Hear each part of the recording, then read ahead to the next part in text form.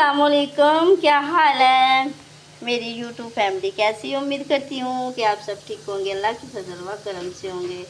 जहाँ भी होंगे खुश होंगे, अल्लाह सबको अपने हिफ्ज़ व अमान में रखे। तो हम अफ्तारी की तैयारी शुरू की है। इधर बना रहे हैं हम पकौड़े, तो ये बनते रहते हैं हमारे। और ये है हमारे समोसे,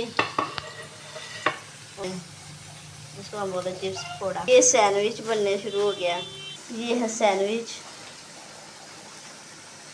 ये दही वलियों का मसाला बना के रखा। हम दही वलियाँ भी बनानी है ना। फिलंग थी बनाने में, हमें देरी हो गई कि इसकी वीडियो बनाएं, तो वीडियो बनाने में देरी हो गई। तो दही वलियाँ के लिए हमने ये काट के रखे आलू, उबाले हैं काट के। ये हमारे दही वलियाँ, हम दही नहीं डालना इसको, इस पर हम दही नहीं डालते क्योंकि ये सादे बनाने आज। पहले हम दही भी डालते हैं, आज नहीं डालेंगे, मज़े के बनेंगे।